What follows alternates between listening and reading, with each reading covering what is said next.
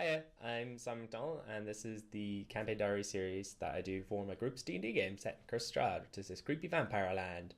And this is the third session to play, but in case you've missed the other ones, I'll do a quick recap, which is the players start in the village of Belcroft, and it turns out this village has been attacked by wolves or something, and that's bad, and the players are heroes, so they agree to deal with it.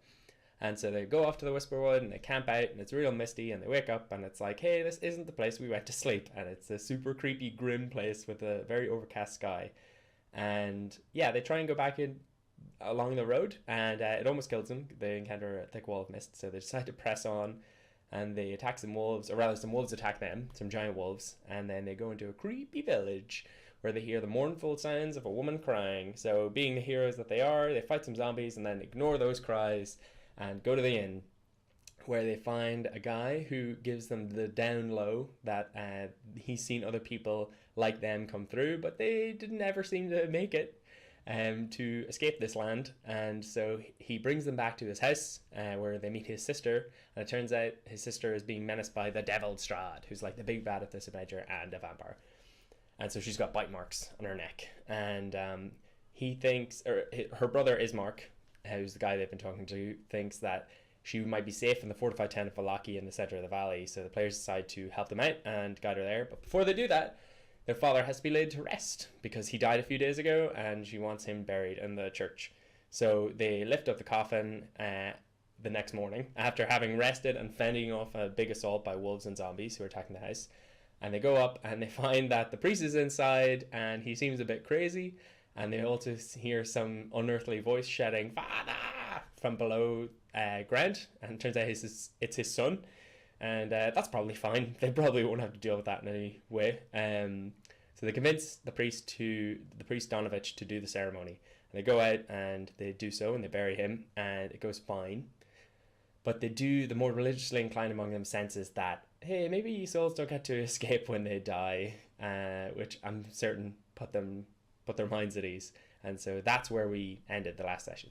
So session 3 begins with these mists creeping and them having just done the ceremony for the Ismark and Arena's father.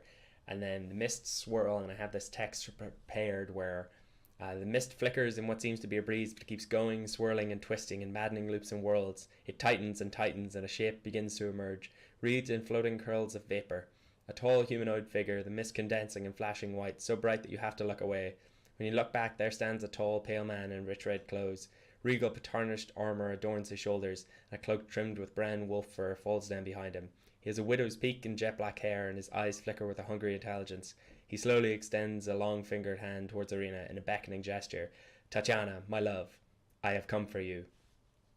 And so this is Strahd, and this is a bad dude.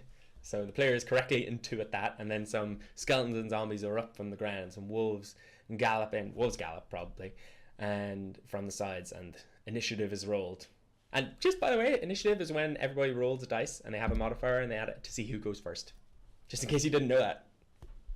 So this is a fight that lasts the rest of the session, but I'm not going to describe every single action that takes place in the fight because that will be super boring. But I will tell you that Strahd's main goal, and it's obvious from the very beginning, is to get Arena.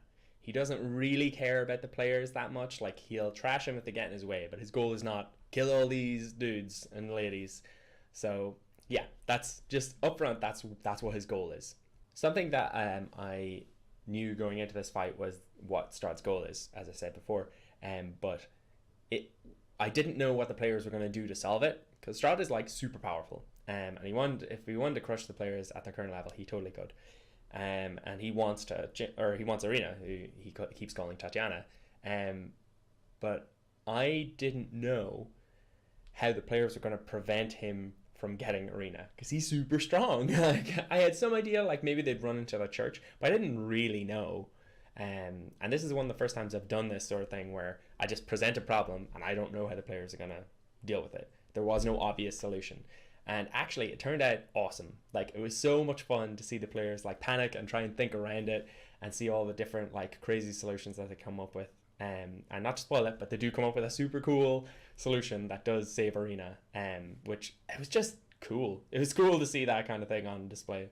One of the great things about this fight as well was that not only was there this clear goal that made everything really dramatic, Strahd was trying to get arena, and they need to prevent that. But also, it made every other part of the fight also interesting. Like, there was skeletons and zombies, and there was wolves, and it was interesting to fight them because they had different things. Like, the skeletons were ranged, and the zombies exploded when they died, and the wolves were minions, so just one hit would kill them. But there was a lot of them, and so having those all mixed together and those different types is like makes for an interesting battle. But what really added drama was the fact that they weren't trying to just kill everything. They were more attacking those things to get them out of their way and to prevent them from sapping their resources. But their main goal was save arena. And so it's really interesting to have a fight like that where like they know they can't win against Strahd.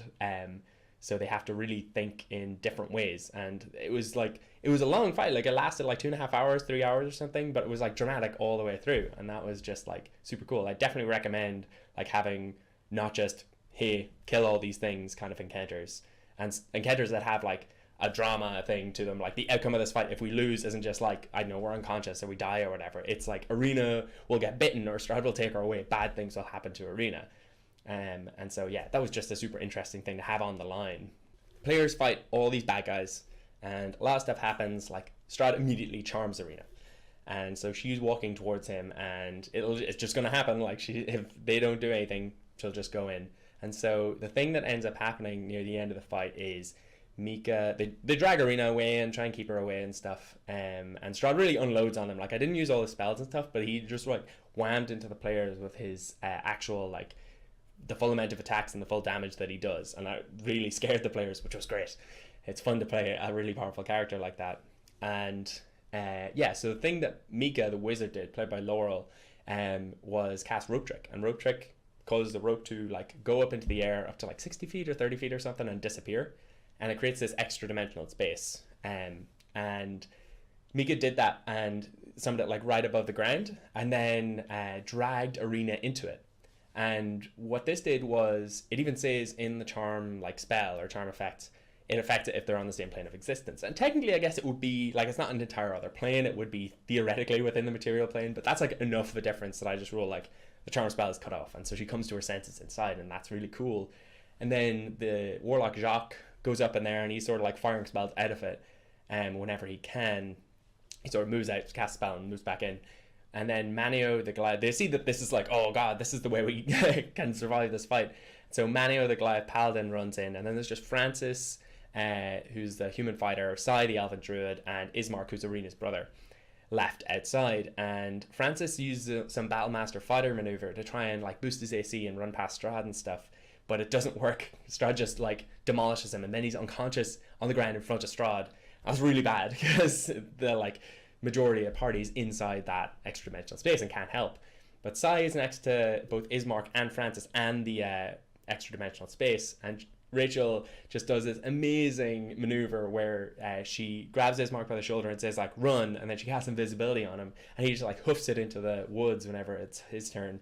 And then she grabs Francis and she drags him into the extra dimensional space. And I wrote like, I don't know, maybe if he was conscious it would be an action or something, and if he was resisting, but like grabbing somebody unconscious and dragging them like 5 or 10 feet isn't going to be an action. So she's just able to make it with half speed, because when you're dragging something, she's like 10 feet away and 15 feet was her max. And so she drags him in, and it's just like, the whole time this is happening in quick succession, and it was just like, fuck, oh my god, it's so amazing. Like this kind of confluence of stuff, like I said before, I didn't know how they were going to solve it. So to have this happen and have it be so cool was just like, fuck, it was awesome. And so Strahd then, stands back and he's looking in, and I judge that like Strahd can't enter. The extra dimensional space that you can only invite people in that you want in, so he can't enter, and so he just stands back and says something sinister like, I see you may be more entertaining than I thought, and just sort of dissolves into mist. And it was just a great like fuck yeah moment that the players really enjoyed. So the players look down and see all the zombies and stuff that are remaining, not that much, and just see them move off. And so they eventually come out and they find that the priest, Donovich, they're like going and attacking him, and he just barely lives, and they go and they clean up all the different monsters. And then it's pretty much, the session is over. The battle has lasted the whole session, and it was it was a really good session. I super enjoyed it. To anyone still listening, I'm sorry that these videos have been so infrequent, but I am hoping to get back into making them more rapidly now. Look forward to session 4, where the players finally leave Barovia. the village, not the land. They're stuck there for a long time. And yeah, if you like this, then please like hit the subscribe button and like the video. And also there's like a little bell icon that'll cause an actual like you to get an actual notification when I upload a video, which isn't that often. So you know, it's a pretty safe option. I'm not going to spam it.